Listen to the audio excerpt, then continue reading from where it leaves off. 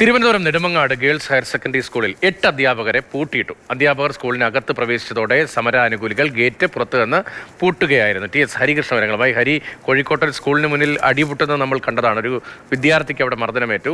നെടുമങ്ങാട്ടെ സ്ഥിതി എങ്ങനെയായിരുന്നു? പിന്നീട് ഇവർ എപ്പോഴാണ് പുറത്തിറങ്ങാൻ ഇവർക്ക് കഴിഞ്ഞത്, അധ്യാപകർക്ക് കഴിഞ്ഞത്? സംഘർഷഭരിതമായ ഒരു അന്തരീക്ഷത്തിലൊന്നും പോയിട്ടില്ല. വൈകിട്ടാണ് പിന്നെ ഈ അധ്യാപകർ സ്കൂളിൽ നിന്ന് പുറത്തിറങ്ങിയത്. രാവിലെ പതിവുപോലെ സ്കൂളിലേക്ക് വരികയും ഇപ്പോൾ സ്കൂളിൻ്റെ മുൻവശത്തെ ഗേറ്റ് പൂട്ടിയിട്ടിരിക്കുകയായിരുന്നു. അതുകൊണ്ട് തന്നെ ഈ 8 അധ്യാപകരുണ്ടായിരുന്നു. ഇവർ സ്കൂളിൻ്റെ പിൻവശത്തുള്ള ഗേറ്റ് വഴി അകത്ത് കയറി. അവരകത്ത് കയറിയതിനു ശേഷം ആ ഗേറ്റ് തുറന്നു തന്നെ കിടന്നു. ഇത് സമരാനുകൂലികളുടെ ശ്രദ്ധയിൽപ്പെട്ടു. സമരക്കാർ അവിടെ വരികയും ഈ പിൻവശത്തെ ഗേറ്റ് കൂടി അങ്ങ് പൂട്ടിയിട്ടു. സ്കൂളിലെ പൂട്ടുപയോഗിച്ച് പൂട്ടിയിട്ടത് കൂടാതെ തന്നെ ഈ സമരക്കാർ മറ്റൊരു പൂട്ടുകൂടി കൊണ്ടുവന്ന് ആ ഗേറ്റ് പൂട്ടിയിട്ടു എന്നാണ് മനസ്സിലാക്കുന്നത്. അതിനുശേഷം ഈ വൈകിട്ട് 4 മണി വരെ അധ്യാപകർക്ക് പുറത്തിറങ്ങാനോ ഒന്നും കഴിഞ്ഞിരുന്നില്ല.